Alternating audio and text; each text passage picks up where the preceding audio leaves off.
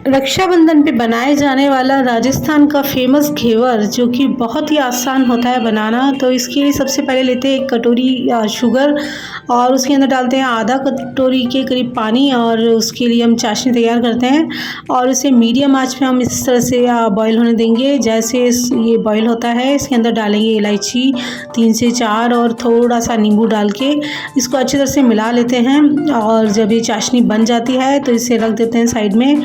और फिर इसको लिया मैंने ½ kg के करीब मिल्क और मिल्क लेने के बाद इसके अंदर जैसे ही बॉईल होने लगता है और उबाल आता है तो इसके अंदर डाला है 5 से 6 चम्मच के करीब शुगर और शुगर डालने के बाद इसमें नारियल का बूरा भी मैंने 5 से 6 चम्मच डाला है और फिर इसके अंदर एक ब्रेड डाली है और अच्छी तरह से मिला के इसको इसकी रबड़ी तैयार करते हैं।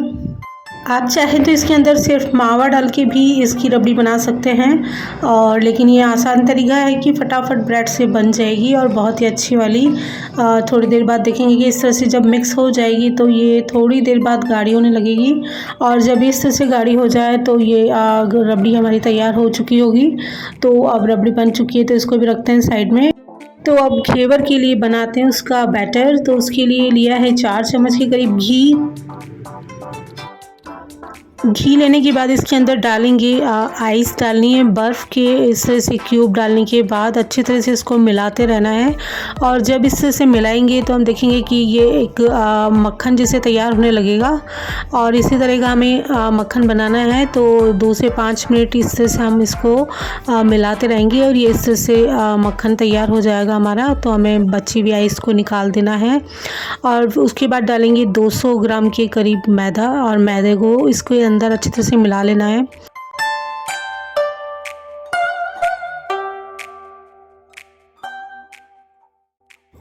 जब ये इस तरह से मैदा मिल जाता है तो इसके अंदर डालेंगे 1 चम्मच के करीब बेसन और 1 ही चम्मच हमें दही डालना है और इसे भी अच्छी तरह से मिला लेते हैं और डालते हैं 3 से 4 चम्मच के करीब नींबू का रस और इस तरह से नींबू का रस डालने के बाद सबको मिला लेना है और फिर हम डालेंगे इसके अंदर बिल्कुल ठंडा चिल्ड पानी और पानी डालते हुए बैटर बनाना है बिल्कुल पतला सा। तो मैंने इसके अंदर कम से कम 1 से 1.5 बोतल के करीब पानी मिलाया है और फिर इसको हम छान लेते हैं ताकि इसके अंदर किसी तरह की कोई बेसन या कुछ रह ना जाए। तो इस तरह से जब मैंने छान लिया तो ये बैटर हमारा रेडी हो चुका है। तो फिर इस तरह से मैंने बड़े से बर्तन में आइस क्यूब डाले हैं और थोड़ा सा पानी डाल के इस बैटर को रख दिया है ताकि हमारा जो बैटर है बिल्कुल ठंडा रहे। और अब हमें बनाना है घेवर। तो उसके लिए बॉईल करने रख देते हैं वेजिटेबल ऑयल और वेजिटेबल ऑयल इस तरह से मैंने लिया है। मैं भगोने में बना रही हूँ छोटे साइज़ के और एक कढ़ाई में बनाए बड़े साइज़ के। तो इस तरह से पहले भगोने में बनाए तो उसमें इस तरह से डालते हुए बटर को थोड़ा थोड़ा सा और हमें घेवर तैयार कर लेने हैं और इसमें काफ़ी टाइम लगेगा लेकिन हमें मीडियम आंच रखनी है, ज़्यादा तेज़ नहीं।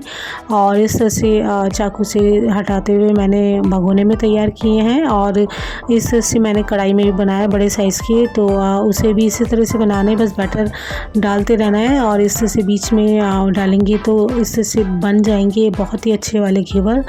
और इस तरह से जब हम तैयार हो जाते हैं तो उन्हें हम निकाल लेंगे और जितना भी वेजिटेबल ऑयल है निकाल के उनको हम बाहर निकाल लेते हैं। तो इस तरह से मैंने बहुत ही बड़े और छोटे साइज़ के घेवर बनाए हैं।